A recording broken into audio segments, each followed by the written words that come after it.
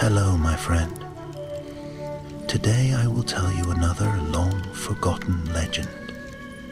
Close your eyes and let the magic transport you to Middle-earth. Our journey begins. Long after the dark days of the War of the Ring, when the great kings had returned and peace had spread like spring sunlight across the lands, there stood at the crossroads of the world a little town called Bree. Nestled where the east road met the greenway, Bree was a curious place, half wild and half homely. There, big folk and little folk lived side by side, men with weathered faces and hobbits with quick eyes and careful steps. The air in Bree was always full of stories. The rangers still passed through now and again, silent and mysterious as shadows in moonlight. Dwarves from the Blue Mountains tramped through with silver and iron to trade, and sometimes, when the wind blew from the west, it carried with it the faint scent of the sea. Strange and stirring, though few in Bree had ever seen those far-off waters. But of all the places in Bree, none was so beloved as the Prancing Pony. Its windows had once gleamed with golden light, its hearth had crackled with cheer, and its benches had held more tales than even the oldest gaffer could count. Travelers and locals alike had passed through its doors, hobbits from the Shire, dwarves from the mountains, wandering elves, and even a king in disguise. Yet as the years turned and peace settled heavily upon the world, strange tales began to drift once more. Some said the old inn had lost its warmth. Others whispered that the spirits of long-gone guests had begun to stir again. And so it came to pass that one gray morning in late autumn, a chill wind swept through Bree, carrying with it the scent of rain and a sense of unease. At the far end of the muddy lane that led to the west gate, a young man stood beneath the dripping eaves of his cottage. His name was Tom Hayward, a Bree-lander born and bred, with bright hazel eyes and a restlessness in his heart. He had heard the rumors whispered in the common room of the Chetwood Inn. Rumors that the Prancing Pony had been closed by its keeper, old Barlaman Butterbur, after strange things began to happen there. At first, Tom had laughed it off as any sensible Bree man might, but the tale lingered. They said lights flickered in the upstairs rooms long after the doors had been barred. They said voices whispered from the cellars, though no one dared go down to listen. And once, a milkmaid swore she saw a tall shadow crossing the courtyard at midnight, though every door was locked and every lantern out. Old Butterbur had grown feeble with age, his memory wandering worse than ever. The inn, it was said, had become too much for him. He had shut it up one morning without warning and taken to his bed muttering that some things were better left sleeping. But Tom Hayward was not one to leave a mystery unsolved. He was young, strong, and perhaps a little too curious for his own good. Though the older folk warned him not to meddle with old places, Tom's imagination had already been caught. That night, as the lamps of Bree flickered low and a soft rain fell, he sat by his window, staring toward the dark silhouette of the inn upon the hill. Its windows were dark, its sign creaked faintly in the wind, the painted pony faded and worn, as if time itself had drained the life from it. An abandoned tavern, he murmured to himself. Now there's a tale worth walking into. He thought of the stories his grandfather had told him when he was a lad, of the days when travelers from faraway lands came to Bree, and the pony's fires never went out. He thought of the laughter, the clinking of mugs, the music that once spilled from its doors, the idea that the place now stood silent and shunned, seemed a wrong that needed righting. The next morning, Tom made his way to the eastern lane where the Butterbur house stood. The old innkeeper lived there now, tucked away behind a half-collapsed garden wall. He found Barlaman sitting by his doorstep, wrapped in a patchwork blanket, staring at the wet street. "Good day to you, Mr. Butterbur," said Tom, tipping his cap. The old man blinked and squinted up at him. "Eh? Who's that then?" "Oh, Tom Hayward, is it? Well, still poking about where you shouldn't, I'll wager." Tom smiled. "They say the pony's gone haunted. I'd like to know the truth of it." Butterbur's face paled a little. He shifted uneasily. "Best you don't, lad. Some doors close for good reason." "What did you see there?" Tom pressed gently. The old innkeeper looked away, his eyes distant. "Not what I saw, but what I heard. Steps on the stairs after midnight. A voice calling my name from the empty hall. And once a laugh, not merry, no, cold. Cold as the wind off the Barrow Downs." Tom felt a shiver at those words, but he forced a grin. Perhaps it was only the wind. The pony stood through worse than a few creaks in the dark. Butterbur sighed. "You're like I was once. Brave enough to go looking. Fool enough not to know what you might find." And with that, the old man turned his face toward the rain and would speak no more. Tom left him then, but his heart was already decided. By nightfall, he would gather 2 companions he trusted well, and before the moon was high, they would step through the silent doors of the prancing pony to see what truth or terror waited within. Outside, the wind shifted. Far off, a shutter banged against an empty wall. Somewhere deep in the tavern's forgotten cellars, something stirred.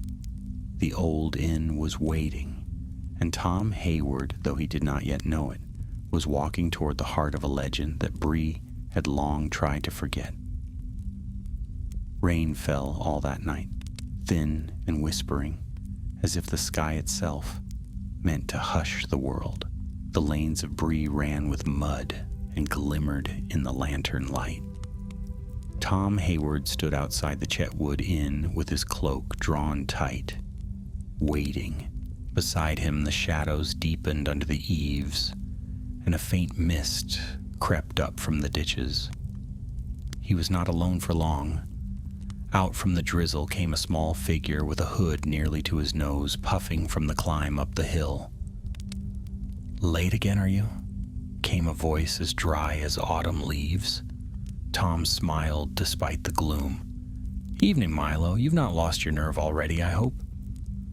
The hobbit pushed back his hood and scowled good-naturedly. His curly hair was damp and his round face flushed. "I've not lost it, but I might yet find my good sense again. What business have men got chasing phantoms about old inns? My aunt always said, if a door creaks, it's because the hinges need oil, not because ghosts are about." Tom laughed softly. "Then bring your oil can, if it makes you feel better. I've no wish to scare up more than dust." The hobbit sniffed, but followed him to the corner of the lane where another figure waited, taller, slender, and cloaked in green. When she turned, the lantern's light caught her face, bright-eyed and bold despite the night. "Elsa took," said Tom. "I'm glad you came." She grinned. "Wouldn't miss it. Bree's been dreadfully dull, and my cousins in the Shire would never forgive me if I returned without a story worth telling." Milo groaned. "That's the Tookish in you talking. If my cousins knew what we were up to, they'd have us all locked in the pantry till morning." "Then best we don't tell them?" Elsa replied, and there was laughter in her voice, quick and fearless. The 3 stood together, looking up at the dark shape that loomed over Bree's westward rise. The prancing pony was silent. Its shutters were closed, its yard empty. the wind made the signboard sway, the painted pony now pale and peeling, its rider long faded. Tom led them up the slope, past the stables and the old stone wall that bordered the courtyard. The gate creaked faintly as he pushed it open. The yard smelled of rain and old straw. Puddles gleamed where torches once burned bright. Somewhere a shutter clattered loose, and all three froze, but it was only the wind. "The front door's barred," Tom murmured. "We'll try the back." They passed along the side wall where ivy crawled thick as rope. At the rear stood a small service door that once led into the kitchens. Tom pressed his shoulder to it, and with a slow groan of rusted hinges, it gave way. A breath of stale air met them. Dust, damp wood, and something else. Something faintly sweet and wrong, like flowers laid too long in the sun. Inside, the darkness was deep as a cave. Tom lifted his lantern, and its trembling light spilled across the floorboards. Tables lay overturned. A few tankards still stood on the counter, their rims green with mold. A spider's web hung thick over the old hearth. The silence was heavy. Even the rain outside seemed to fade.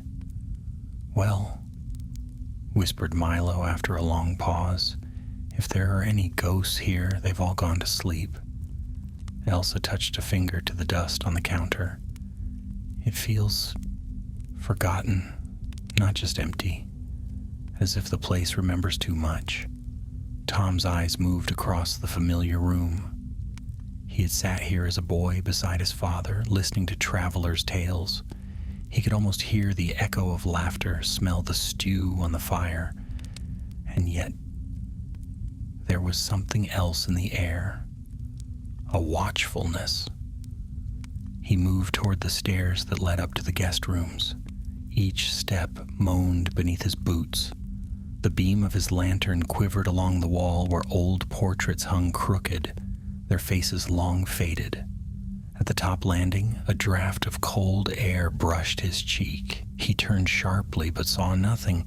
Then from below, Elsa called softly, "Tom, look here." He returned to find her crouched by a door behind the counter. It was half hidden by a fallen curtain. The key still hung in its lock, rusted but unbroken. "That's the way to the cellar," Tom said. Milo took a step back. "Cellars are never a good idea." "Which is why," said Elsa, "we must go." Tom smiled at that and turned the key. The door opened with a sigh, as if the house itself drew a breath. A stair descended into blackness. The air was colder there. The lantern light barely reached the bottom, but they went down all the same. Tom first, Elsa behind, and Milo last, muttering about foolish folk and bad ideas. At the base of the stairs, they found themselves in a long, low cellar with stone walls slick with damp. Old casks lined the shelves, their contents long turned to vinegar. In the far corner, a pile of crates stood collapsed, and beside them, a patch of earth darker than the rest of the floor, as though the stones had been dug up and replaced. "What's this, then?" murmured Tom, crouching low. Elsa joined him, brushing away dust. Beneath, they found the outline of a wooden trapdoor, its edges sealed with wax that had cracked with age. "It's been opened before," she said, "not long ago." Tom frowned. "No one's supposed to come here. The place has been shut for months." Milo swallowed hard. "Then who opened it?" Before any of them could answer, a sound rose, a faint creak like footsteps above. They froze. Another step, then another, pacing slow across the floor of the common room. "Someone's here," whispered Elsa. Tom set down the lantern, its light trembling. "Stay quiet." The footsteps stopped. For a moment, all was still. Then came a sound unlike any they had heard before, a whisper that seemed to move through the very walls, soft and hollow as wind in a grave. It It spoke no words, yet its meaning was clear. Leave. Milo bolted for the stairs, but Tom caught his arm. Wait, it's only a draft. There must be... A loud crash above cut him off. Dust rained from the beams. Something heavy had fallen in the room above, though none of them had touched a thing. Elsa's face was pale but steady. If this is what frightened old Butterbur, I mean to know why. Tom nodded grimly and pulled at the trapdoor. The wax seal broke with a brittle snap, and a gust of cold air rose from below. The lantern flame fluttered wildly, but did not go out. Beneath the trapdoor lay a narrow tunnel, framed in ancient stone. A smell came from it, dry, deep, and strange, like the breath of a long-sealed tomb. Milo's voice trembled. Tom, maybe some things are meant to stay buried. Tom looked into the darkness and felt a tug of something he could not name. Fear? Yes, but also wonder. Maybe, he said softly, but we'll never know until we look. He took the lantern and climbed down into the earth. Elsa followed without a word. After a long moment, with a sigh that was half curse and half prayer, Milo came to. The trapdoor closed above them with a dull thud. The sound of the rain faded, and the last light of Bree vanished behind them. Only the lantern burned on, flickering against the ancient stones as they stepped into the unknown. And somewhere deep in the dark, faint as breath, something stirred in answer. The tunnel sloped downward, narrow as a burrow and cold as winter stone. The walls were rough-hewn, carved by hands that had not seen the sun in many long years. The air smelled of earth and age, and the faint drip of water echoed somewhere far ahead.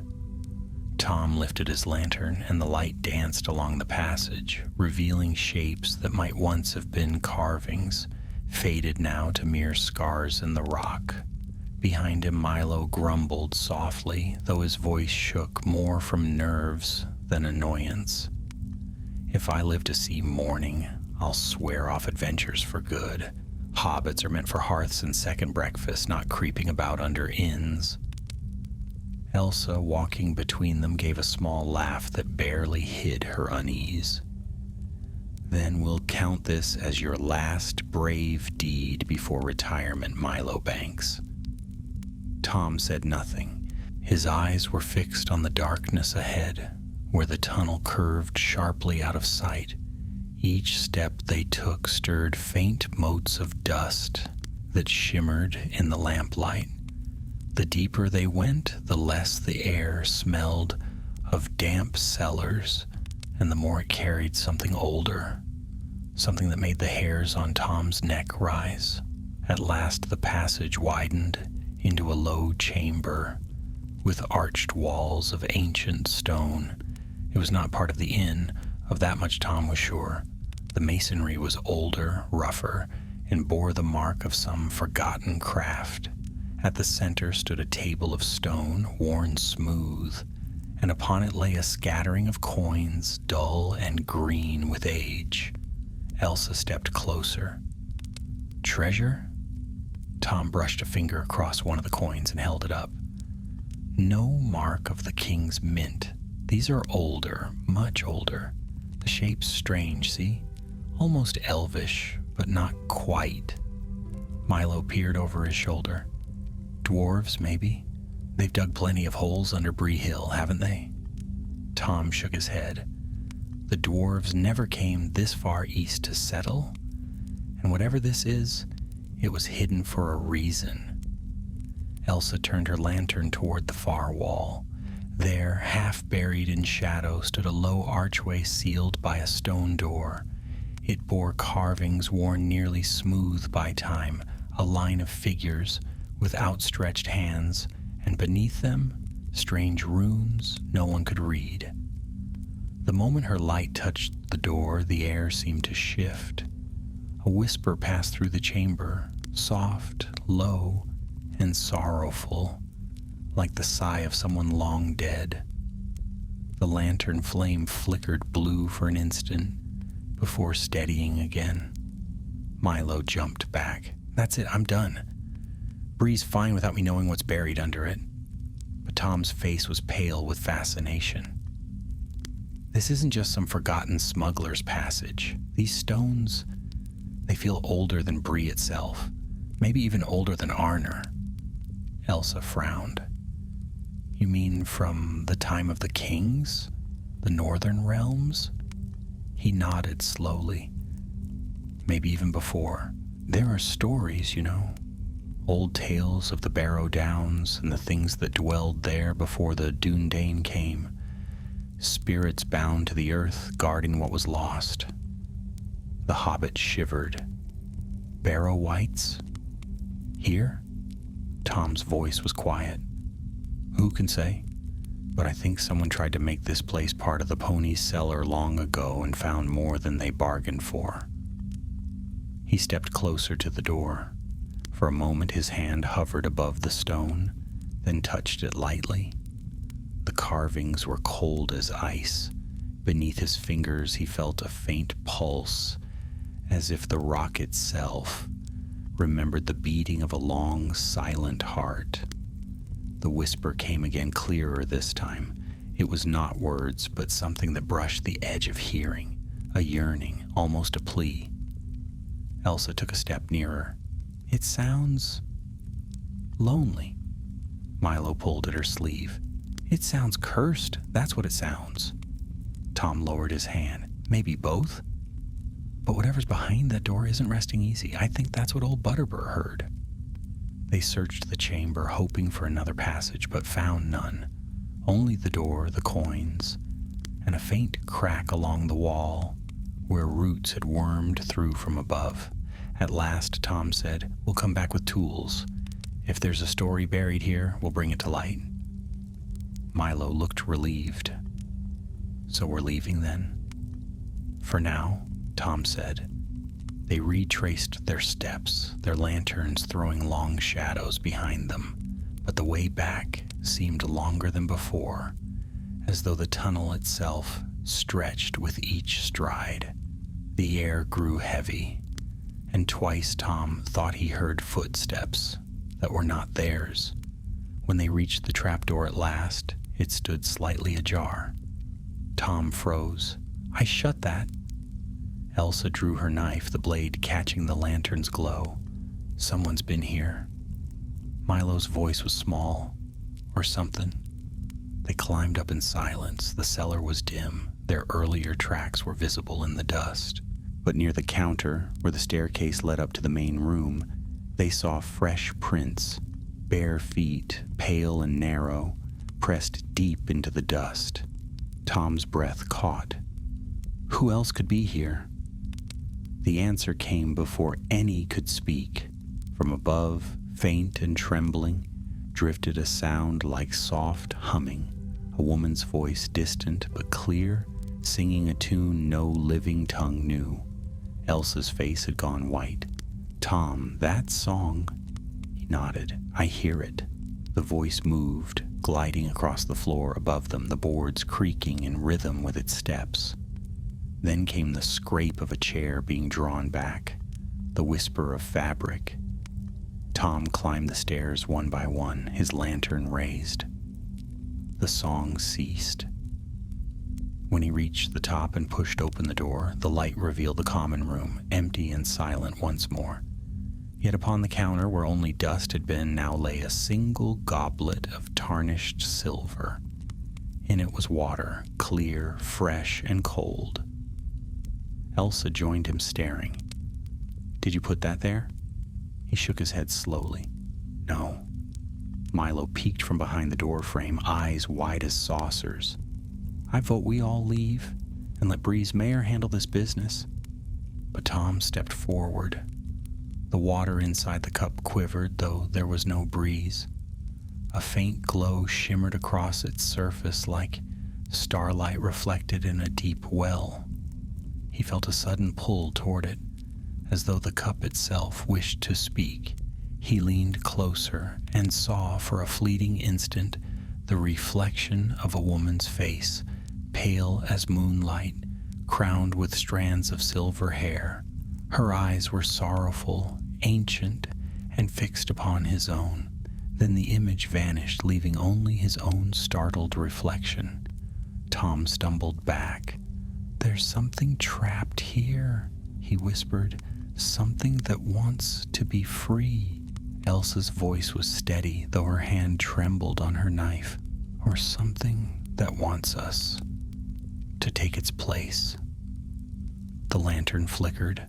The cup trembled again, spilling a single drop of water onto the counter. Where it fell, the wood hissed faintly, leaving a small dark mark as though the drop had burned. Without another word, Tom covered the goblet with his cloak, dousing the light that gleamed from it. "We'll think on this in daylight," he said firmly. "No good comes of unraveling old spells in the dark."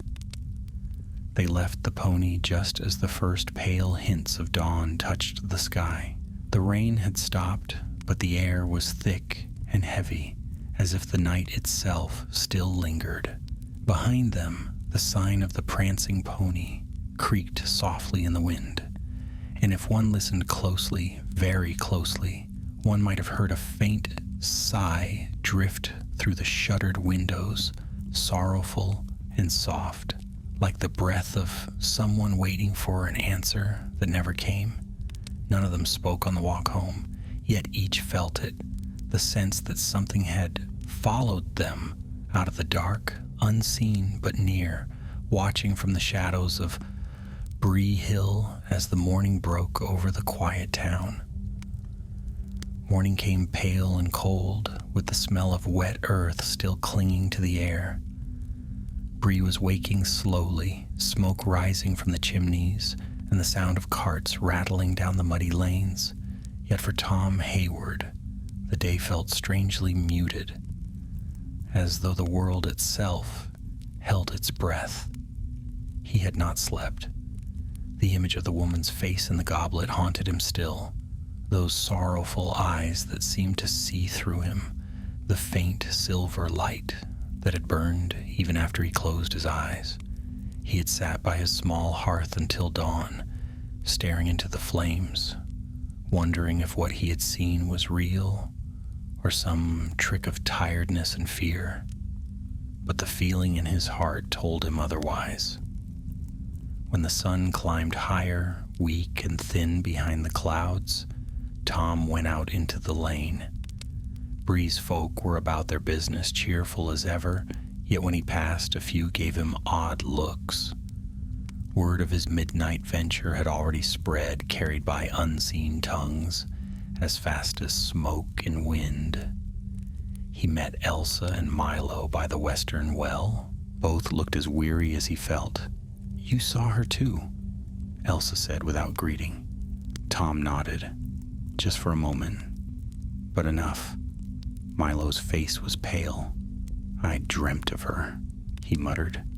"She was standing by my bed, whispering in a language I couldn't understand. I woke, and there was frost on the window, though the fire hadn't gone out." Elsa crossed her arms. "Then it's no simple haunting. She's bound to that place somehow." Tom looked toward the hill where the pony stood dark against the sky. "We need to know who she is and what's buried beneath." Milo frowned. "And how do you suppose we do that? Ask old Butterbur again? He near fainted when you first mentioned ghosts." "No," said Tom. "We'll go to someone who knows the old lore. If there's truth to be found, the rangers will know it." Elsa raised an eyebrow. "Rangers don't much care for Bree gossip." "Maybe not," said Tom. "But they remember what others forget." That afternoon, as the rain began to fall again, they left Bree by the east gate and followed the narrow path that led into the edge of the Chetwood. The trees there stood tall and close, their leaves whispering secrets in the wind. It was said that the rangers sometimes kept watch in those woods, unseen but always near. They walked for an hour before Tom stopped and called softly into the trees. If any of the Dunedain still keep watch here, we seek your counsel. There's trouble under Bree Hill. For a long while there was no answer, only the steady patter of rain on the leaves. Then from behind them a voice spoke. "And what sort of trouble do you bring, Bree, son?" They turned. A tall man stood at the edge of the path, cloaked in gray, his hood shadowing his face. His bearing was calm and grave, yet his eyes shone keenly beneath the hood, wise and wary, like one accustomed to long roads and darker sights. Tom bowed slightly. "We mean no harm, master. My name's Tom Hayward. These are my friends, Elsa Took and Milo Banks. We found something beneath the Prancing pony, a tunnel, and an old door of stone. Since then, strange things have stirred." The ranger studied them in silence, then stepped forward. "You speak of the pony? A good house once. Many old paths cross under Bree Hill. Some were delved before even the Dunedain walked these lands. You were unwise to go there?" Elsa met his gaze. "Then tell us what haunts that place, if you know." The ranger sighed softly. "Long ago, when the North Kingdom still stood, there was a small garrison here, soldiers of Arthedain, who guarded the crossroads. When the kingdom fell, they were abandoned, cut off by war and winter. Some died in battle, some of sickness, and some were buried beneath the hill. In later years, Bree men built their houses atop those ruins, not knowing. But the land remembers. The dead remember." Milo shuddered. "You mean we walked into a grave?" "Not a grave," the ranger said, "but a tomb of unrest. For among those who perished was a lady of the court, one who would not leave even in death. She was a healer once, wise in herbs and songs, yet she loved a captain who never returned from battle. It is said she lingered long after, waiting, and when she died, she was buried with him beneath the hill. But the darkness of those days was deep. Many tombs were broken, and the restless shades of the fallen took root in the earth." Elsa's eyes widened. "Then the woman we saw, the one in the goblet, she could be her." The ranger inclined his head. "Perhaps. The name has been forgotten, but the sorrow remains. She is bound by longing, and such spirits are not easily laid to rest." Tom's brow furrowed. "Is there no way to help her?" "There are ways," said the ranger, "but they are perilous. The dead guard what they once held dear. If you seek to free her, you must first return what was taken." "Taken?" He looked toward Bree. "When the pony was built, the builders found treasures buried in the earth, old coins, silver cups, trinkets of forgotten kings. They thought them lucky and kept them. But to disturb the dead's rest is never wise. The spirit will not leave until all that was hers is restored." Tom thought of the goblet gleaming in the lantern light. "Then it begins there." The ranger's gaze grew grave. "If you mean to meddle, go with care. The shadows that linger under Bree Hill are not wholly evil, but they are strong. Light and song may hold them at bay, but only courage will set them free." He turned then, melting into the forest like mist. Within moments he was gone, as though he had never been there. For a time none of them spoke. The rain fell softly through the leaves. At last Elsa said, "Then we return tonight." Milo's face was pale. "Tonight? After all that?" Tom nodded. "If we wait, the spirit will not rest, and I'd rather face her by choice than have her come calling again." They made their preparations in silence. Tom fetched the goblet from where he'd hidden it beneath his cloak. Elsa gathered a few sprigs of athelas, king's foil, as her Tookish kin called it, brought from the Shire as a gift. Milo, though grumbling, packed food and a small flask of brandy to steady the heart, as he said. As twilight deepened, they stood once more before the silent doors of the Prancing Pony. The clouds above were heavy and low, and a faint wind stirred the grass. Tom lifted his lantern. Its light fell upon the weathered sign, and for a moment it seemed to him that the painted pony moved, as though prancing again, full of life. They entered together. The air inside was cool and still, but not unfriendly. The dust had shifted since they left. Faint footprints marked the floor, one set leading toward the cellar, another, smaller and lighter, as though made by bare feet. Without a word, they followed. Down into the cellar they went, then through the tunnel, their lanterns casting warm circles of light against the dark. The coins still lay upon the stone table, but now they gleamed faintly as if newly polished. And at the far end of the chamber, the door of stone waited, silent and sealed. Tom placed the goblet before it. If this belonged to her, may it be returned. Elsa scattered the leaves of athelas across the floor and began to sing an old Shire song, soft and simple, about the coming of spring and the waking of flowers. The tune echoed through the stone, light as bird song, and the air grew warmer. The lantern's flame steadied, and for a moment the whispering ceased. Then from beyond the door a voice rose, clear and sad, answering her song in a tongue none of them knew. The door shivered. Dust fell from the carvings. The faint outline of the woman's face flickered in the air above the goblet, her eyes bright with tears that did not fall. Tom took a step forward. "You were waiting," he said softly, "but he is gone. The war is ended. Rest now, lady." The figure's lips moved soundlessly. Then with a sigh like wind through autumn leaves, she faded. The coins upon the table dimmed, the chill in the air eased. For a long moment the three stood in silence, listening. No whisper came, no voice, only stillness deep and clean, as though the hill itself had drawn a peaceful breath.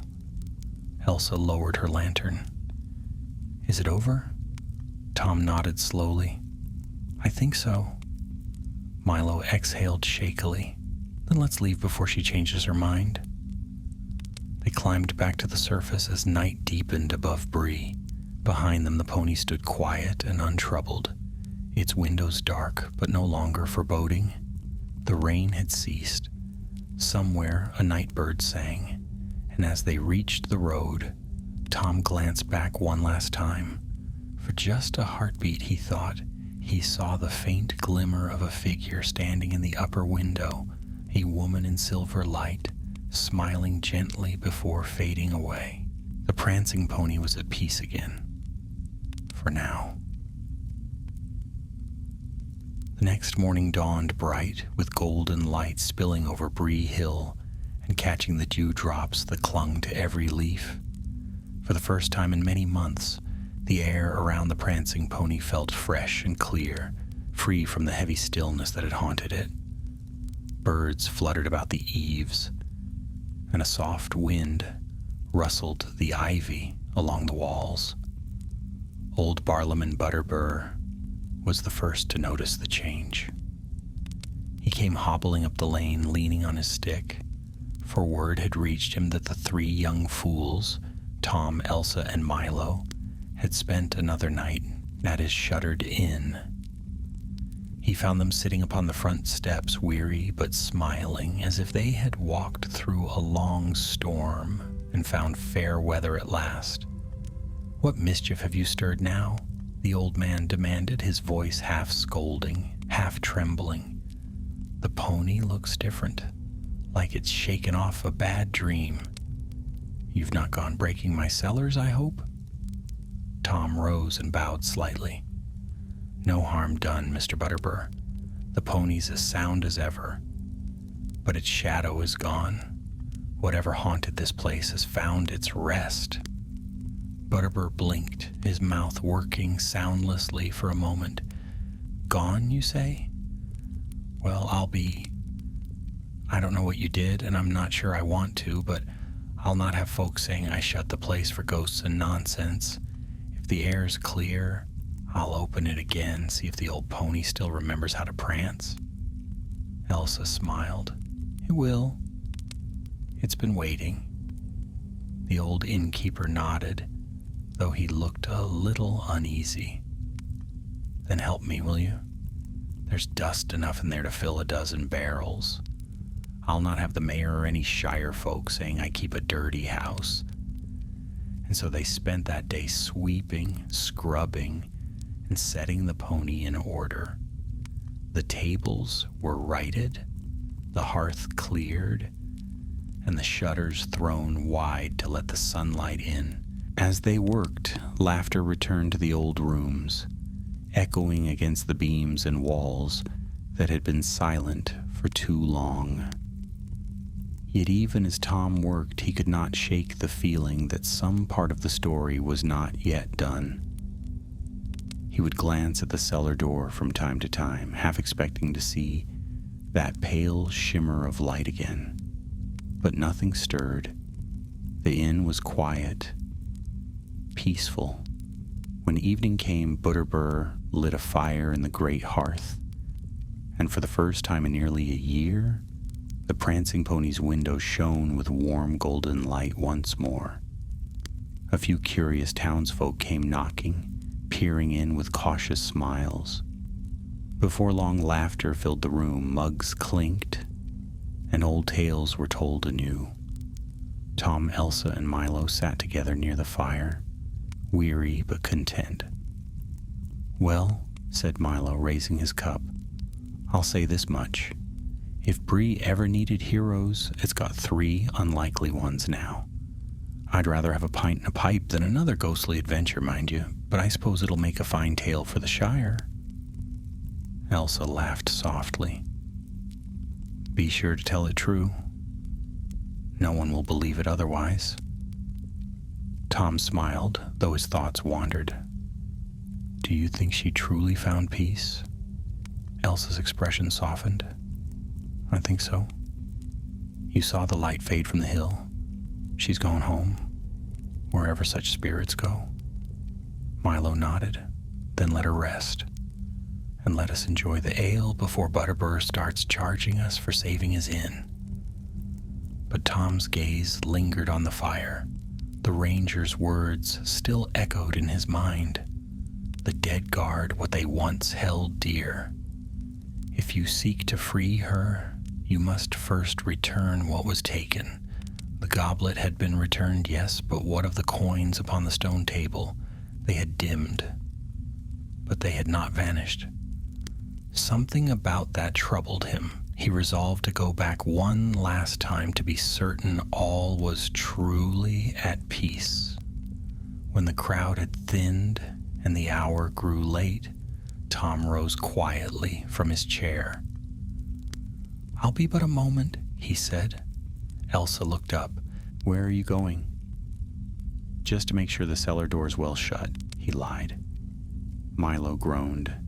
If you find another ghost, don't come running to me. Tom smiled faintly and slipped away. The inn was still and warm as he descended the cellar steps, lantern in hand. The air no longer felt cold, the damp had lifted. The faint scent of athelas still lingered, mingling with the smell of wood and stone. Everything seemed right, almost. He crossed the cellar and found the trapdoor. It was shut tight as they had left it. Yet when he knelt beside it, he noticed something odd.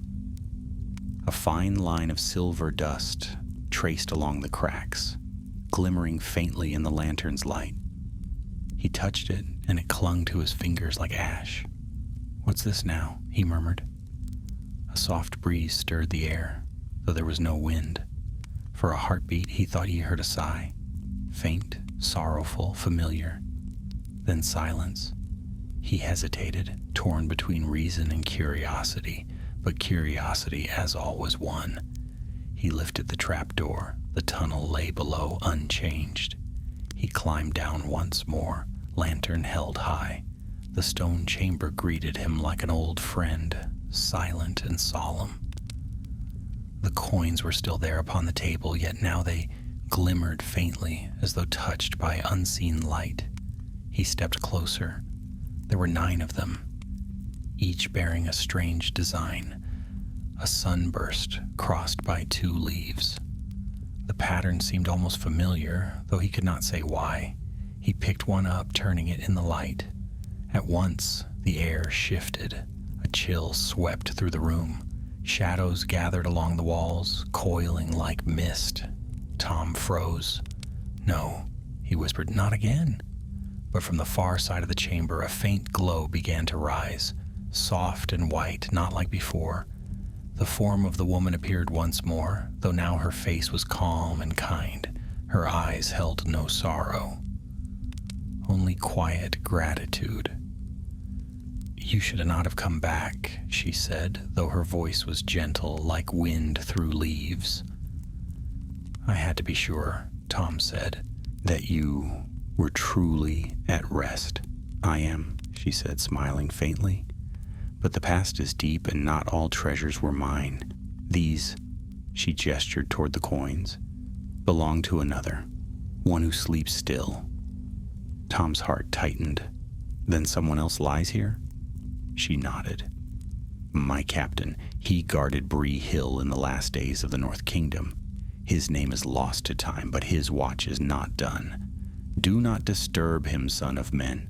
Leave these tokens where they lie, and peace will hold. Remove them, and the dark will wake once more." Tom bowed his head. "Then they'll stay where they belong." The spirit's light brightened. "Thank you." She began to fade, her form becoming like morning mist.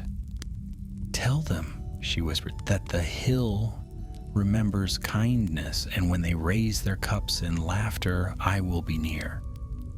Then she was gone. Tom stood for a long time in the quiet chamber, the coins glinting softly before him. He felt no fear now, only awe, and a deep sadness for all that had been lost to the turning of ages. When he returned to the inn, the fire still burned low in the hearth, and Elsa and Milo were asleep at the table. He sat beside them, staring into the embers until dawn crept in through the windows. Outside, Bree stirred to life once more. The prancing pony had awakened, and laughter and song would soon fill its rooms again. The shadow beneath the hill had passed, but its memory remained. A whisper of the past, woven into the very stones. And in years to come, when travelers asked about the time the pony stood silent, and the brave young Bree-landers who faced the darkness below, the townsfolk would tell the tale with pride. They would speak of the night the inn's light burned again, and how the spirits of the hill found peace. And though they never saw her, many swore that on quiet evenings, when the firelight danced and music filled the air, a faint shimmer like silver mist could be seen near the old window, watching, smiling, and listening still. Autumn deepened over Bree-land, painting the hedgerows in gold and russet. The days grew shorter, the air brisk with the scent of wood smoke, and the nights brought clear skies scattered with stars. In the prancing pony, the hearth fire glowed bright each evening, its warmth drawing travelers and townsfolk alike. Laughter once again filled its rafters, and songs rose with the smell of ale and roasting meat. But though the inn had returned to life, a trace of mystery clung to it still. There were times when the fire burned low and the wind moaned along the hill that folks swore they felt another presence in the room. Gentle, unseen, as though some kindly spirit lingered still to keep watch. None feared it, for there was peace in that touch, like the blessing of an old friend long gone. Tom Hayward had become something of a quiet legend in Bree. The tale of how he and his companions had freed the pony from its haunting spread quickly. Some told it straight, others adorned it with wild fancies, ghostly armies beneath the hill, buried treasures, and even the return of forgotten kings. Tom himself spoke of it rarely. He went about his work as before, lending his strength where needed, his smile easy but his thoughts often elsewhere. For in truth, he had not forgotten the spirit's final words. The hill remembers kindness. One crisp evening as the lanterns were being lit, a stranger came to Bree. He was tall and dark-cloaked, bearing the look of one who had traveled far. His face was lean, and his eyes were sharp, though kind. When he entered the pony, the room fell quieter for a moment, as often happened when strangers crossed its threshold. Butterbur, bustling about with a tray of mugs, caught sight of him and hurried over. "Welcome, sir. Welcome. You'll find no better fire in all Bree land, nor finer ale. We've rooms to let if you've need." The stranger inclined his head. "I thank you. A room, perhaps, after supper. For now, a seat by the hearth will do." Tom, who sat nearby, glanced up. The man's bearing reminded him of the ranger they had met in the Chetwood, though this one seemed younger. He wore no badge of rank, yet there was a quiet strength in him that drew attention without demand. When his eyes met Tom's, he smiled faintly. "You are Hayward, are you not? The one who cleansed the hill?" Tom blinked in surprise. "Word travels far, it seems." "Farther than you'd guess," said the stranger. "I am called Arvenor of the Northern Watch. My road runs through the old paths of Arnor, keeping memory of what once was. The name of Bree is known among my kin, and the tale of what you have done." Butterbur set down 2 mugs of ale and leaned closer, eager as ever. "Aye, and if the rangers speak of us, then Bree's fame has grown indeed, though I'll wager it's that cursed tunnel they're curious about. We've kept it sealed since that night, you know. Not a soul's gone down since." Arvenor nodded gravely. "That is wise, yet I did not come for curiosity. There are things stirring again in the north. Shadows old and small, but worth noting. It is said the earth itself has begun to shift near the Barrow Downs, tombs cracking, doors unsealing. Have you noticed aught strange?" Tom's hand tightened around his mug. "The pony's been quiet, peaceful even, but..." He hesitated. "A few nights ago I heard something faint, like a drum, far below the ground. Thought it was my imagination." Arvenor's gaze sharpened. "It may not have been. The Barrow Wights once ruled those mounds, and though the Witch King is long destroyed, remnants of his malice linger. You stirred old ground, Hayward. Sometimes, when one shadow is lifted, another wakes in its place." Butterbur paled. "Now see here, I'll not have wights creeping into my cellars again. I've only just got the place back to proper order." Tom rose slowly. "What would you have us do?" Arvenor set down his mug. "Be watchful. There's power in the earth here, older than men remember. The spirit you freed may guard it still, but should the dark press near, you'll feel it. The dead are restless in the changing of the age." At that moment the door opened again, and a gust of cold wind swept through the room, scattering the fire's sparks. The lamps flickered, and for a heartbeat all light dimmed. Then as quickly as it came, the chill passed, leaving only murmurs behind. Arvanor turned his head sharply toward the door. "There," he said softly. "Did you feel it?" Tom nodded, his heart quickening. "Aye, the same cold that haunted the hill before." The ranger stood. "Then it begins again, not here perhaps, but near. If you are willing, I would have you guide me to the old place, tonight." Elsa and Milo, sitting at a nearby table, had overheard and joined them. "Not again," Milo muttered. "I've only just stopped dreaming of tunnels." Elsa laid a hand on his arm. "If the shadows return, we can't turn away. Bree is our home." Tom met her eyes and nodded. "We go." Butterbur sputtered. "You'll not go dragging trouble back into my inn." "Better we face it outside than let it come creeping in," Tom said gently. Within the hour, the four of them, Tom, Elsa, Milo, and Arvanor, set out into the chill night. The moon was full, veiled by thin clouds that drifted like smoke. They passed beyond Bree's gates, following the slope of the hill, where the grass grew pale and coarse. The wind whispered through the heather, carrying faint sounds that might have been distant voices or merely the sighing of the earth. When they reached the rise above the pony, Arvanor knelt, pressing his hand to the ground. For a moment he was still. Then he looked up, his expression grim. "There's movement beneath, not of living feet, but of shifting stone. Something stirs." Tom's pulse quickened.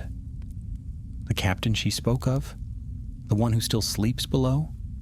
Arvanor's eyes gleamed in the moonlight. "Perhaps? Or something older still?"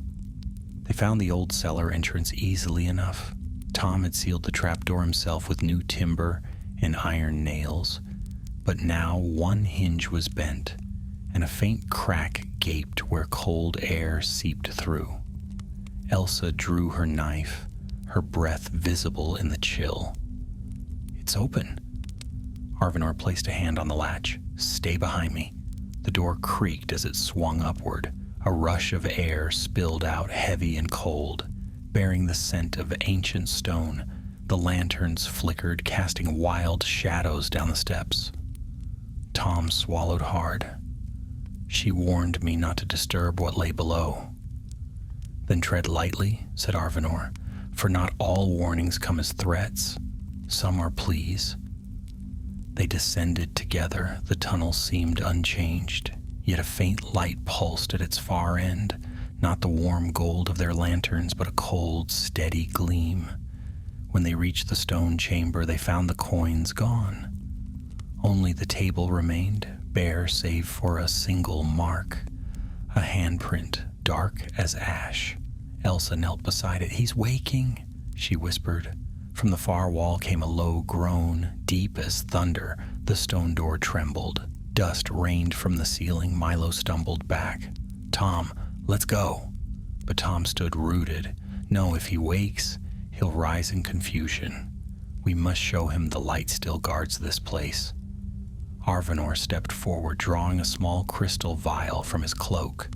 Inside shimmered a faint white glow.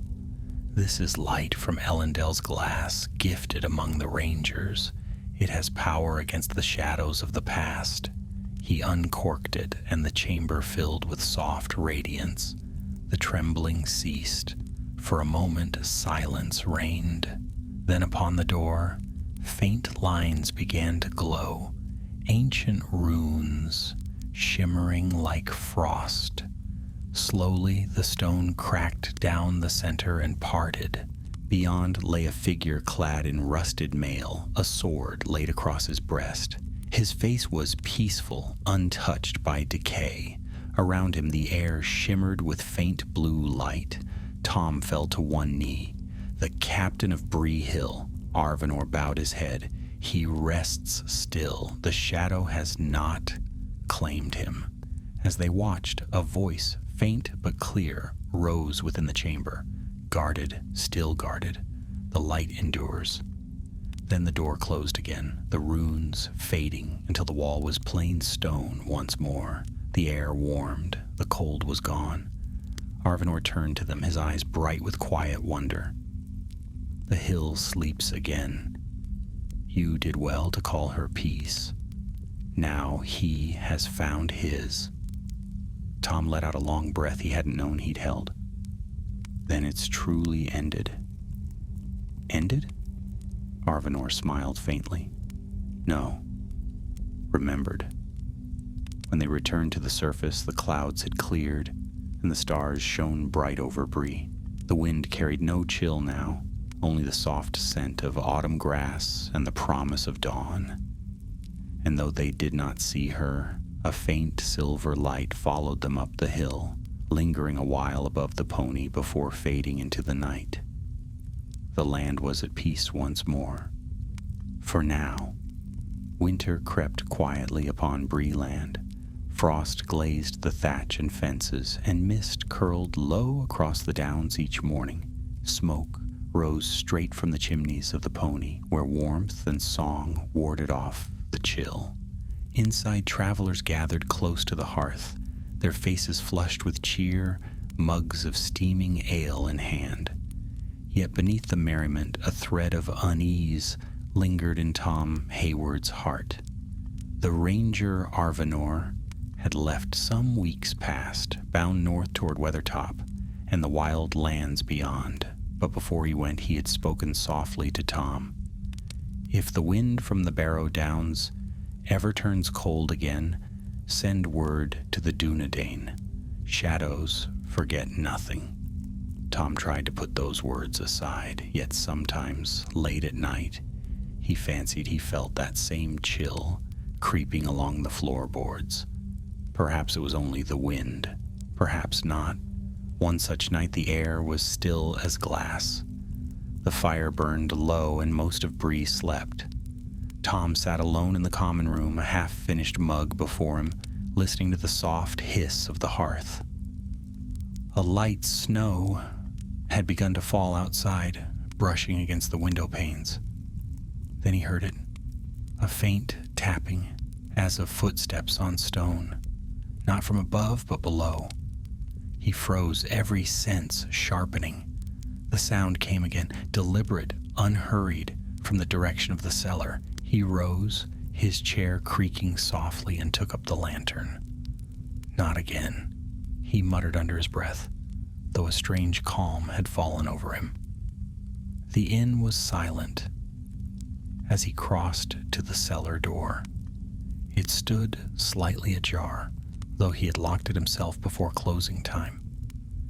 The air that seeped through was not cold this time, but dry and still.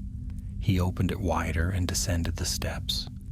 The cellar looked as it always did, barrels neatly stacked, sacks of grain, the faint scent of damp earth. The trapdoor leading to the tunnels was still nailed shut, the iron hinges unbent, yet the tapping continued, closer now, and from behind one of the side walls. Tom lifted the lantern, revealing a line of mortar where the stones joined. In the far corner, a single stone jutted slightly from the rest, as if loosened by time. The sound came from there, a dull rhythmic knock like a slow heartbeat. He hesitated, then pressed his palm to the wall. The stone was warm. "Who's there?" he whispered. At once the knocking ceased. Silence returned, deep, heavy, watchful. Then came a faint whisper, soft as breath. "Guarded? Still guarded?" Tom's pulse quickened. It was the same voice he'd heard beneath the hill, the captain's voice. He fell back a step, the lantern trembling in his hand. The flame flickered wildly, but did not die. "What do you want?" he murmured. The whisper answered, clearer this time, though still faint. "Warn them. The east stirs." Tom's mouth went dry. The east? What east? But no reply came, only silence. He stood there for a long moment, staring at the wall. Then the light dimmed, as if a shadow had passed over it, and he felt the warmth fade from the stone. The cellar was still again, ordinary and quiet. The next morning, Tom told Elsa and Milo what had happened. They were sitting near the hearth, sunlight streaming in through the frosted windows. "You're sure it wasn't a dream?" Elsa asked, her brow furrowed. "I wasn't sleeping," Tom said. "I heard him clear as I hear you. He said the east stirs." Milo rubbed his arms. "Sounds like ranger business to me. I don't fancy chasing ghosts or goblins eastward." Elsa's eyes darkened. "If he speaks still, there's reason. The dead do not stir without cause." Tom nodded slowly. "Then we'll find Arvenor. He'll know what to make of it." 2 days later they set out. The weather had turned harsh, with bitter winds sweeping down from the north. The greenway lay empty save for crows and drifting snow. They followed the path through the chetwood, the trees creaking in the cold. On the second night they made camp, near the ruins of an old watchtower. The stars shone hard and bright through a veil of thin clouds. As they sat by the fire, Elsa drew her cloak close. "Do you think this warning means war?" Tom shook his head. "Not war, but unrest. The world's changed since the king returned, yet not all evil dies with its master. The East holds many secrets still." Milo sighed. "I was hoping we'd seen the last of ancient curses." They slept fitfully that night. Near dawn, Elsa woke to a sound. A low humming, distant, but distinct. It came from beneath the earth, faint as if carried through the roots of the trees. She rose and stepped away from the fire. The sound grew stronger, forming a rhythm that almost seemed like chanting. Tom stirred as she touched his shoulder. "Listen," she whispered. They both stood still. The humming stopped. Then, just at the edge of hearing, came a single word: "Awaken." The fire hissed and flared suddenly, throwing sparks into the air. The night fell silent again. When morning came, they found fresh footprints in the snow, long, narrow prints leading away toward the east. They were not of hobbit man or elf. The stride was uneven, dragging, as though whoever or whatever made them had walked half in dream.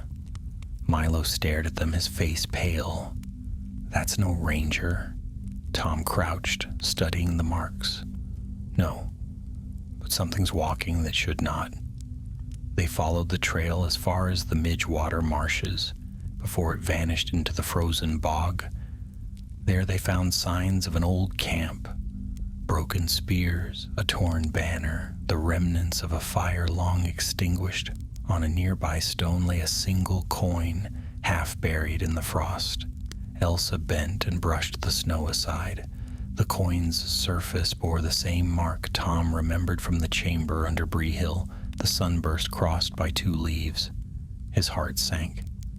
"The captain's seal." Milo swallowed. "But you said he was at rest." Tom's voice was quiet. "He was, but perhaps what sleeps can still dream." As they stood in the cold marsh, the wind rose suddenly, carrying a faint murmur over the frozen reeds. It might have been the sighing of the wind or distant voices calling softly from beneath the earth. Elsa drew her cloak tighter. "Then the dead are not done with us yet." They turned back toward Bree that evening, silent and watchful. The sun sank red behind the hills, and a lone raven wheeled overhead, crying once before vanishing into the twilight. When they reached the pony, its windows glowed warm against the gathering dark. Yet to Tom, the light seemed thinner somehow, as though the night pressed closer than before. He stood for a long moment on the threshold, listening to the wind that swept down from the east. It carried no words, only a faint echo, something between a sigh and a warning. He looked at Elsa and Milo. "The hill spoke once more," he said softly, "and I fear it will again." Inside, the fire blazed bright, laughter rang, and all seemed well. But beyond the walls, the night deepened. Far away, beyond the marshes and the downs, an old song began to stir again, a song of waiting, of restless earth, and of voices long buried beneath the grass. The peace of Bree would not last forever. The shadows of the north were rising once more, and the whisper of the dead carried farther with each wind that blew. And somewhere in the depths, beneath Bree Hill, unseen and silent, a faint glow flickered once more in the darkness, a glimmer like moonlight on silver, pulsing softly, as though a heart had begun to beat again. Winter's breath deepened, and by the turning of the year, Bree land lay buried under snow. The east road gleamed pale beneath the moonlight, empty and silent. The branches of the chetwood sagged under frost, and every sound carried far.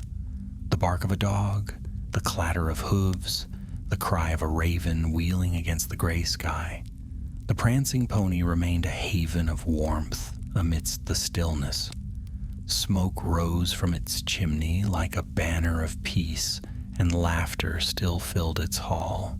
Yet beneath that cheer lingered a quiet watchfulness, for Tom Hayward had not forgotten the warning whispered through the wall. The east stirs. Days passed, then weeks. Bree's folk went about their lives, but a heaviness settled upon them. Livestock grew uneasy at dusk, and travelers spoke of odd lights flickering across the marshes, cold greenish flames that vanished when approached. One merchant, pale and trembling, claimed he had heard singing among the fogs, voices faint as reeds, chanting in a tongue he could not name. Tom listened, and unease grew within him. It was Elsa who finally said what they both knew. "This cannot be left a rumor," she told him one cold morning as they stood beside the frozen well. The captain's peace was disturbed once before. "If something has woken near the Barrow Downs, we must warn the rangers." Milo, who stood stamping his feet against the cold, groaned. "And risk stirring up more ghosts? I've only just stopped shivering from the last lot." Tom smiled faintly, but his eyes were grave. "If the east stirs, it will not stop at the downs. Bree sits at the meeting of roads. We must go."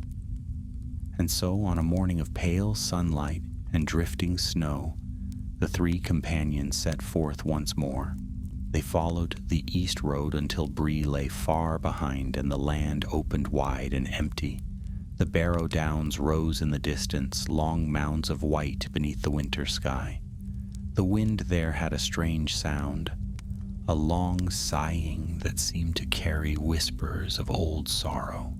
No birds sang, and even their footsteps seemed muffled, as though the earth itself wished for silence.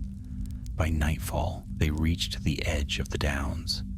The moon hung low, veiled in thin cloud, and a dim light flickered on the farthest hill. "Will-o'-the-wisps?" Milo muttered, clutching his cloak tighter. "Or worse." Elsa's gaze was fixed upon the light. "No, look how it moves. It's not drifting, it's walking."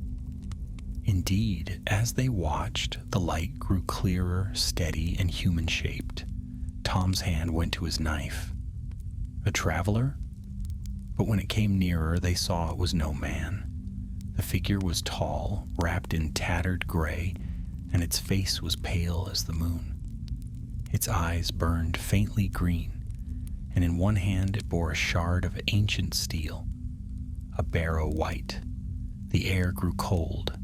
Frost crackled over the ground where it passed, and the faint, hollow sound of chanting rose from the earth itself. Tom drew his knife, but the blade trembled in his grasp. Back to the horses, quickly. They turned, but the snow had deepened behind them. swirling as though stirred by unseen hands. The path they had come by was gone. Elsa gripped Tom's arm. "It's closing the downs around us." "Then we hold," he said grimly. The white halted upon the rise, its hollow gaze fixed upon them. For a moment, all was still. Then it spoke, its voice like wind through dead leaves. "The Watcher sleeps. The hill stirs. The oath unkept calls anew." Elsa's voice shook. "What oath?" The white's head tilted and faint light flickered in its eyes. "The captain bound his blade to guard the west. He sleeps still, but the chain weakens. The east calls, and he will answer." Tom stepped forward, his courage hard won. "He guards in light, not in darkness. Whatever calls him will not let it claim him." The white's mouth curved in something like a smile. "Then you will follow where he walks." Before Tom could speak, the white raised its arm. The light from its eyes flared, and the world vanished in white. When Tom awoke, he lay upon cold stone. The air was still, and a dim gray light filtered through cracks above. He pushed himself upright, dizzy and chilled. He was in a great underground hall, ancient, echoing, lined with tall pillars of pale rock. His lantern lay shattered beside him, and its flame was gone. Elsa and Milo were nowhere to be seen.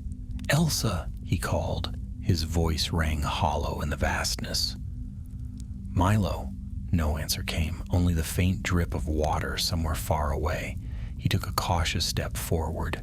The floor beneath his boots was smooth as glass, and strange carvings ran along the walls. Runic shapes and symbols he did not know. Some were glowing faintly, others broken and dark.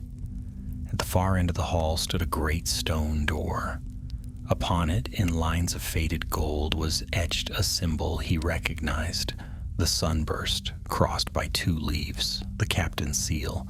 As he gazed, the symbol flickered faintly with light, and a voice echoed through the chamber. Soft, sorrowful, and familiar. "Tom of Bree, you should not have come." He turned, and there she stood, the spirit of the lady, her form as pale and graceful as before. Yet now her eyes were shadowed with grief. "You warned us once," Tom said quietly. "We came to help." She shook her head. "You cannot. He stirs beneath the barrows. The call of the east grows strong, and his oath binds him still. He does not know friend from foe. If he rises, he will walk as they do." Tom's blood ran cold. "The captain? Turned white?" Her voice broke. "Not yet, but soon. His sword burns in the dark, and old voices whisper his name. The Witch King's shadow lingers still upon the wind." He took a step closer. "Then tell me what to do. You helped us once, help us again." The spirit looked toward the door. "Break the chain that binds him. But beware. The chain was forged in love and duty both. It cannot be broken without loss."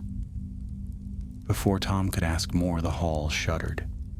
Dust fell from the ceiling, and the faint glow of the runes flickered. The spirit's form wavered. "He wakes," she whispered. "Go before it is too late."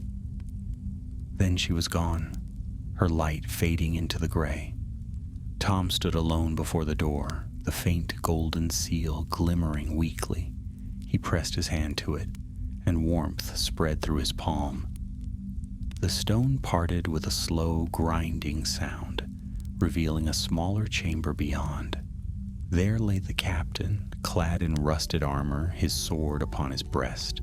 But now the blade burned faintly with pale fire, and the captain's eyes opened. They were not human eyes any longer. "Who calls me?" he said, his voice deep and hollow. Tom's courage faltered, yet he stood firm. "A friend, the hill's keeper." "The hill." The captain's gaze turned upward, distant and lost. The hill sleeps no longer. The oath must be kept. The east calls. He rose slowly, the chains that bound his wrists clattering to the floor. The faint fire of his blade flared brighter, casting long shadows on the walls. Tom backed away. Your oath was to protect Bree. The war is over. The darkness is gone. The captain's voice grew louder. The darkness never dies. It only waits. The king in the north is risen, but so too are those who opposed him. The east remembers. The east! He broke off with a cry as the chamber shook. The faint runes upon the walls flared red, and the fire in his sword guttered. Tom saw his chance.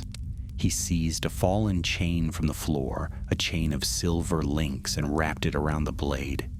Rest, he cried. Your watch is done. The captain staggered. The fire dimmed. For a heartbeat, his eyes cleared. Tell her, he whispered, tell her I kept my word. Then the light went out. The sword fell silent, its flame gone. The captain's body stilled, his face peaceful once more. Tom sank to his knees, breath ragged, the silver chain glowing faintly in his hands. When he looked up, the door had closed again, sealing the chamber in stillness. And somewhere far above, in the world of the living, a single star broke through the clouds above Bree Hill, burning bright against the dark. When Tom opened his eyes again, he found himself lying upon the snowy slope of Bree Hill beneath a pale dawn. His breath came in clouds, and his limbs ached as though he had wrestled stone. The memories returned slowly, the hall of the dead, the captain's awakening, the flash of light as the chain bound the sword, and then darkness. He touched his chest. There beneath his cloak, the silver chain was wound tight about his neck, its metal warm, though the air was cold. The wind whispered softly through the grass, carrying the faint chime of frozen leaves. Below him Bree still slept, roofs white under the dawn. Smoke began to rise from a few chimneys, and the faint crow of a cock reached him through the stillness. For a long time he lay there listening to the peaceful sound, half believing it had all been a dream. Yet when he lifted the chain, it gleamed faintly with a light, not born of sun or fire. He rose and made his way down the hill toward the inn. The world felt changed, though all things looked as they ever had. Even the sign of the pony creaked cheerfully in the wind, its painted horse leaping as if in welcome. Inside, warmth and light met him. Elsa and Milo sat by the fire, bleary-eyed but alert, and when they saw him, they leapt to their feet. "Tom, where have you been?" Elsa cried. "We woke before dawn, and you were gone. We thought..." "You thought rightly," he said, sinking into a chair. The east stirred indeed. I saw the captain again. Milo paled. "Alive?" "No," Tom said quietly, "but not dead either. He was bound still by his oath. I unbound him, or so I hope. He rests now." Elsa studied him closely. "And the spirit? The lady?" "She came to warn me. Her light is gone now. I think she followed him at last." Milo shivered. "Then it's over." Tom nodded, though something in his heart whispered otherwise. He felt the chain against his skin, a pulse, faint but steady, like a heartbeat. They sat in silence for a while as the morning brightened.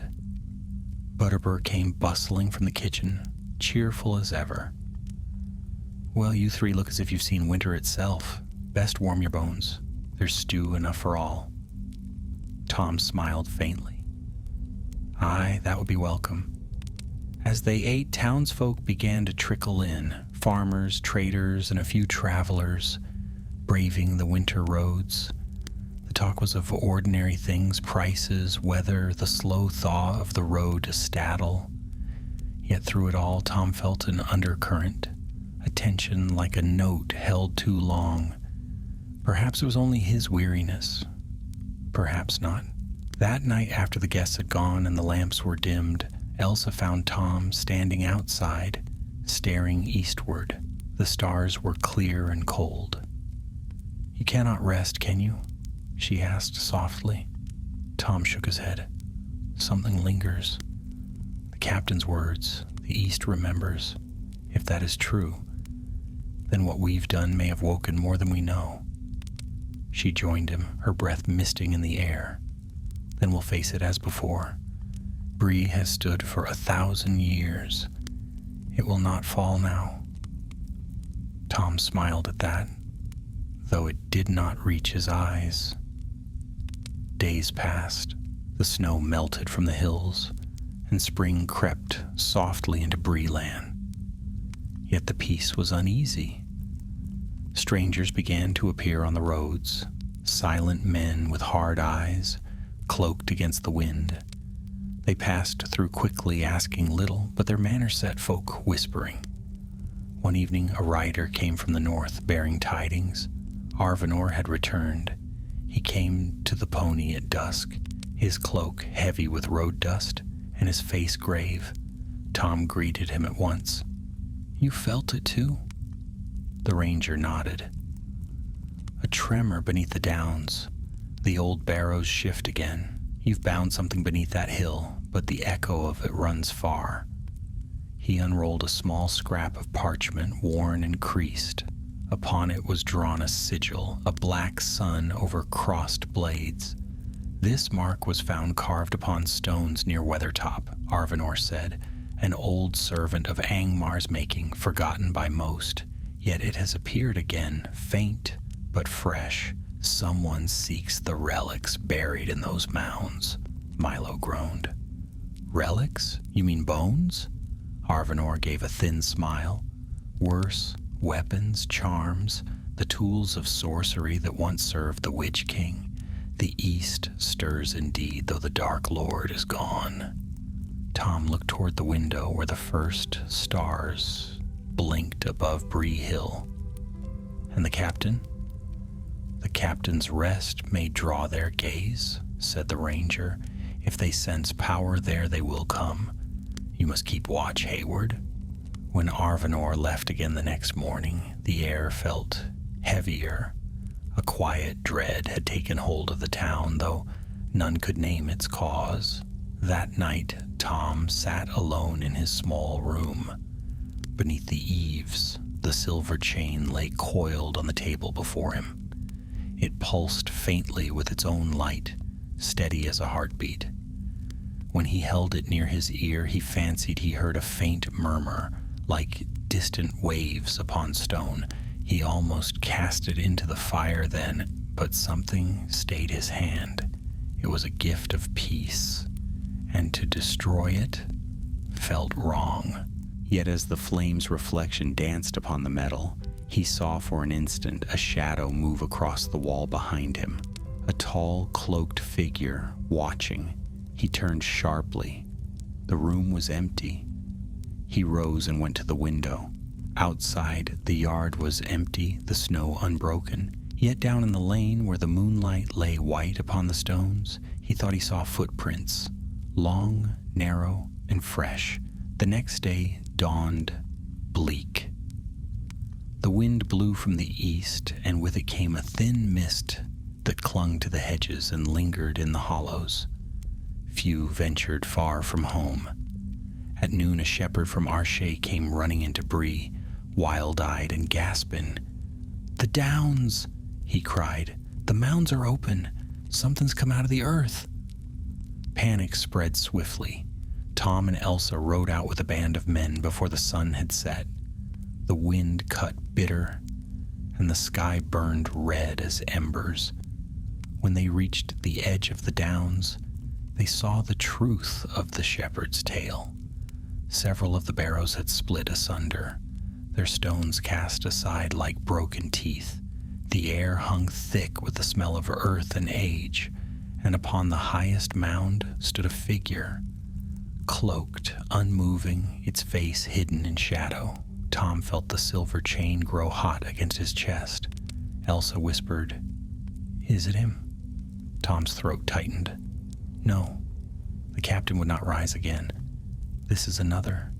The figure lifted its head, and a voice, low and cold, carried across the downs. "The oath is broken. The guardian is gone.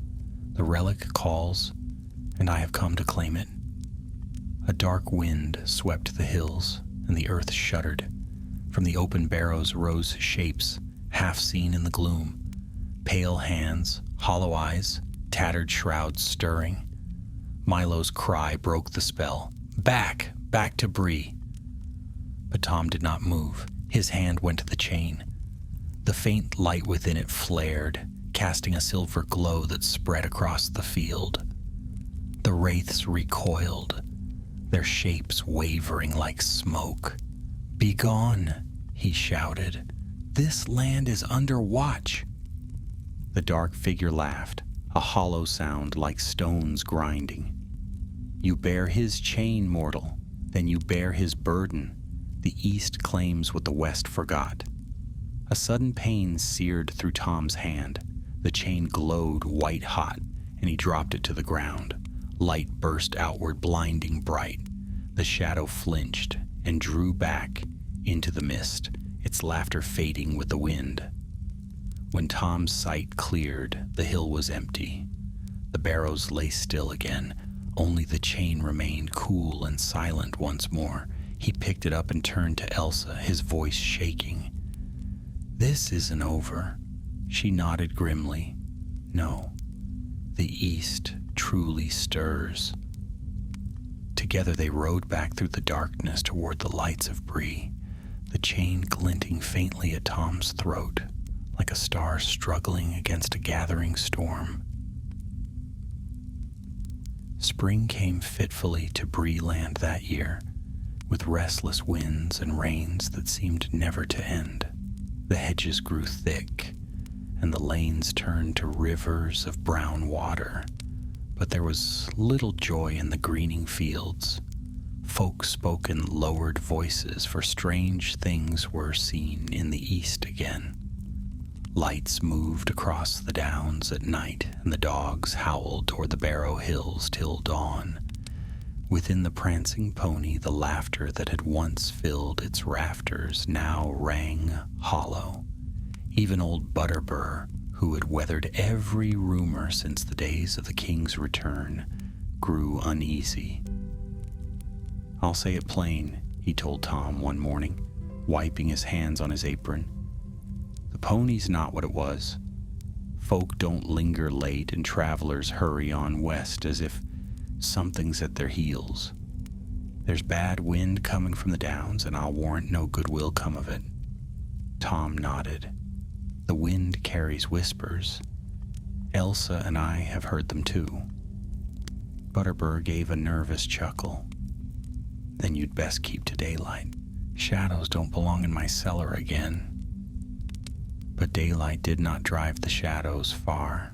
That evening, Tom sat alone at a table near the fire, the silver chain coiled on the wood before him. It gleamed faintly, pulsing as though it lived. Elsa had gone to speak with a messenger from the Rangers, another who brought tidings of unrest. The east stirred, they said, and old stones were being moved. Tom stared into the flame, thinking of the captain's face, calm at last in death, and of the dark figure upon the hill who had spoken of broken oaths. He wondered what power could reach so far from forgotten days into the quiet heart of Bree. A soft sound drew him from his thoughts, a faint chiming like metal striking metal. He looked down. The chain was trembling. Before he could move, the inn's fire guttered low, and a cold draft swept through the room. The door at the far end creaked open, though no hand touched it. Tom rose, heart hammering, and grasped the chain. "Not here," he whispered, "not again." The air grew still. Then from the doorway a shape stepped into the firelight. It was no ghost, but a man, tall, cloaked, his hood drawn low. The room was empty save for him and Tom, yet the inn seemed to listen. "Tom Hayward," the stranger said, his voice smooth and deep, "you bear something that belongs to another." Tom's hand tightened on the chain. "Who are you?" "A seeker," said the man, "and a servant of what was once great. The relic you hold was forged in the days of the Witch King. It binds death to duty, shadow to light. You meddle in things beyond your knowing." Tom felt a chill run through him. The captain's chain? It holds peace now, not shadow. The stranger smiled faintly. Peace is a word for sleep, not for the waking world. The East stirs Hayward, and the East remembers. Give me the chain, and the dead will trouble you no more. Tom drew himself up. "You'll not have it." The man's eyes gleamed beneath his hood, pale as ice. "Then the dead will rise, and Bree will fall with them." He turned and was gone, vanishing into the night as silently as mist. Tom stood for a long while in the still room, his breath ragged. When at last Elsa returned, he told her what had passed. Her face went white. He was no man, Tom. The rangers spoke of such wanderers, servants of the old sorceries that fled north when Mordor fell. They seek to gather what remnants of power remain. Tom looked down at the chain, its light flickering weakly. "Then this is what they want." Elsa nodded. "And we cannot let them have it." The next day dawned gray and heavy with rain. The rangers sent word that they had found signs of movement among the downs, tracks leading west toward Bree. The villagers barred their doors, and a quiet fear settled over the town. That night, clouds swallowed the moon. The hills were black against the sky, and thunder rolled in the distance. Tom and Elsa kept watch at the pony while Milo tended the lanterns along the lane. Near midnight, a horn sounded, low, mournful, and far too close. Then came the rumble of hooves. Tom ran to the window. Dark riders were moving through the storm, torches glinting off their mail. Behind them came others on foot, cloaked and silent, their faces hidden. Elsa drew her knife. "They come for the chain." Butterbur, white as flour, stumbled from the kitchen. "Mercy preserve us." "Tom, what do we do?" "Bar the doors, keep everyone inside," Tom said. "Elsa, with me." They slipped out the back and into the rain. The wind drove the downpour sideways, blinding and cold. Yet amid the storm they heard the riders' voices calling, low, in some tongue of iron and dust. The lead rider raised his hand and the torches dimmed. His helm was black, crested with a shard of silver like a broken crown.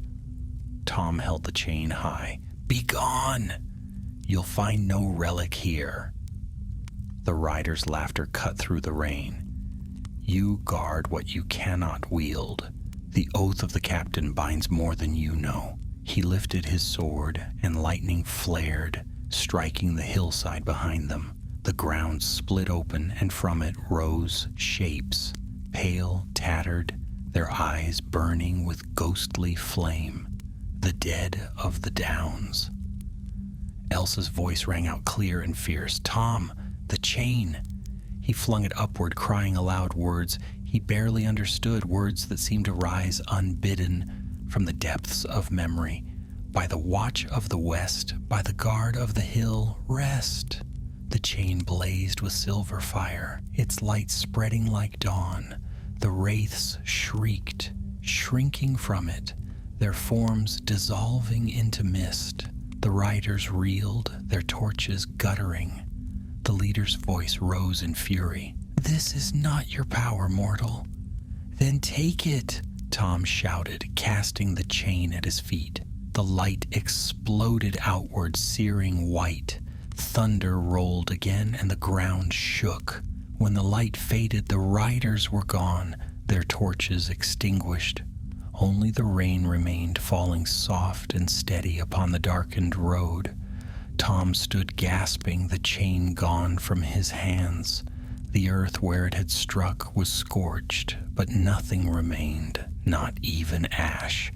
Elsa touched his arm. "It's over," he nodded, though his heart felt hollow. Perhaps. They returned to the pony at dawn, weary and drenched. Butterbur met them at the door, wringing his hands. "Is it safe?" "For now," Tom said. He looked east, where the sun broke through the clouds, gilding the wet roofs of Bree in gold. Yet far beyond, in the dim line of the downs, the mist still lingered, heavy and pale. "The east remembers," he murmured. Elsa followed his gaze. "And so must we." That evening, when peace returned and the fire burned bright once more, the people of Bree gathered to raise their cups to the light's return. Yet in the quiet between songs, some swore they heard a sound, a faint chiming like silver upon stone, drifting from the hills. Tom said nothing. He only stared into the flame, wondering if some part of the chain yet endured, buried deep beneath the earth, waiting. And in that moment, far away on the Barrow Downs, a pale gleam flickered once, faint and brief as a star seen through mist, then was gone. The hills slept again, but not forever. The spring that followed was gentle and green, yet Bree never felt quite the same. The storms passed, the roads cleared, and the fields flowered again, but in every heart there lingered the shadow of what had been.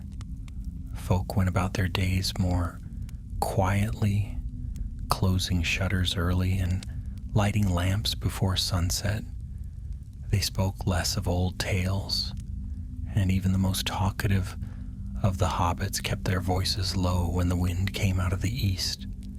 Tom Hayward stayed on at the Prancing Pony.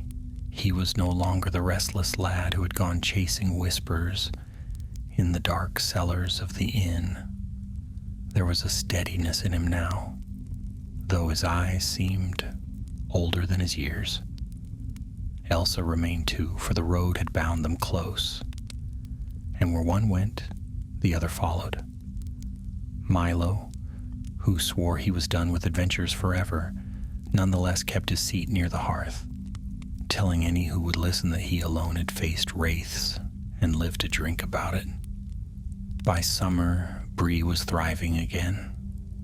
Travelers returned to the roads, bringing tales of the king's peace, stretching far and wide, of white sails seen at last on distant seas, and of the north growing green once more. Yet still now and again someone would mention a glimmer seen at dusk upon Bree Hill, soft and silver like moonlight caught in the grass. The old folk crossed themselves and said it was the lady's blessing. Tom never said otherwise. One quiet evening he sat outside the inn, watching the sun sink beyond the chetwood. The light touched the hill in gold, and the wind carried the scent of clover and earth. Elsa joined him, a book in her hand, and her hair stirred by the breeze. "You look as if you're listening," she said. "I am," Tom answered. "The hill still speaks, if one has ears for it." She smiled faintly. "And what does it say?" "That we are not forgotten," he said, "nor forgiven entirely. There are things that sleep below, and they dream still, but the land is quiet, and I'll take that for peace." They sat in silence for a while, the sounds of Bree drifting to them, the ring of a blacksmith's hammer, the laughter of children, the hum of bees among the wild flowers. When darkness fell, the first stars came out. Tom looked up and saw a single bright light, low on the horizon, shining steady as a candle in the night. He thought of the chain lost beneath the earth, and the captain's final words, "Tell her I kept my word." "Do you think they rest now?" Elsa asked softly. Tom nodded. I think they keep their watch still, but in peace. The dead have their own roads to walk as we do." The wind rose, carrying the faint sound of singing. No more than the whisper of leaves, but sweet and sad. For a moment it seemed to come from the very hill itself. Elsa shivered and leaned closer. "Do you hear it?" He smiled. "I hear it." Then the sound faded, leaving only the chirp of crickets and the crackle of the fire within the inn. That autumn, Arvanor the ranger came once more to Bree. He rode in at dusk, weary from the wilds, but smiling when he saw the pony bright with light and laughter. Tom welcomed him at the door, and the two clasped hands like brothers long parted. "So it is true," said the ranger. "The hill sleeps again." "For now," Tom replied. They spoke late into the night, long after the guests had gone to bed. Arvanor told of the Northlands growing quiet, of ruins cleansed, and haunted places now empty. But there were other tidings too, murmurs of strange wanderers in the far east, of treasures sought, and dark words whispered by those who longed for the old powers of shadow. "It will never end, will it?" Tom asked when the fire burned low. "Not while the world endures," said the ranger. "Light and shadow are woven together. But courage endures too, and that is enough." He rose then, placing a small pouch upon the table, a gift from the king's road, silver from the forges of a numinous newly awakened. "It will serve Bree well. The realm has not forgotten the little folk who stood guard at its gate." Tom smiled, but his eyes went to the window, where the faint outline of the hill loomed beneath the stars. "We were never heroes," he said quietly. Arvanor's gaze softened. "Few who do great deeds believe they are. But the land remembers." The ranger left before dawn, his cloak vanishing into the mist of the road. The years turned, seasons came and went, and the tale of the haunted pony faded into legend. Butterbur passed in his sleep, and the inn changed hands, but the signboard of the prancing horse remained, swaying cheerfully in sun and rain alike. Tom and Elsa grew older, though their hearts stayed young. They married beneath the hill one spring morning, when the first white blossoms opened on the hedgerows. The folk of Bree gathered in joy, and even the shy hobbits of Staddle came to dance. That night, as the lanterns flickered in the windows and music drifted from the common room, Tom stood for a moment outside, looking toward the hill. The moon was high and the grass shimmered like silver. He thought he saw a figure standing there, a woman robed in light, her face serene, her eyes turned toward him in silent blessing. Beside her stood a man in ancient armor, proud and still. Then the wind rose, and they were gone. Elsa joined him, her hand slipping into his. "Dreaming again?" she teased gently. "Perhaps," he said, "but it's a good dream." And together, they went inside. Many years later, when gray touched Tom's hair and his children ran laughing through the streets of Bree, a traveler came one summer's eve, a minstrel from the south with a harp slung across his back. He stayed at the pony and sang of distant lands, of Gondor's white towers, of the sea beyond mortal sight, and of heroes whose names had long since passed into song. But when the fire burned low, he turned to the Bree folk and said, "Tell me a tale of your own land. Every place has its legend." An old hobbit smiled and spoke. "We have one, though it's half forgotten, about a haunted inn, a brave lad, and a silver chain that bound a ghost's sorrow to rest. The minstrel's eyes brightened. A good tale for a quiet night, and does it end in peace? The hobbit nodded. Aye, in peace and in remembering. That's the way of Bree. The minstrel smiled, drew his harp, and wove the story into song. His voice filled the room, soft and rich, carrying the echo of faraway things. And as he sang, a gentle wind stirred the open window. Somewhere up on Bree Hill, a faint light flickered among the grass, glimmering like starlight, caught upon silver. It shone for a moment, then faded into the earth once more. The land was quiet, the night deep, and the prancing pony stood proud beneath the moon, no longer haunted, but watched over by memories older than any living soul. And so the tale of the abandoned tavern ended, not with dread, but with peace, not with shadow, but with the soft, enduring light of things well remembered.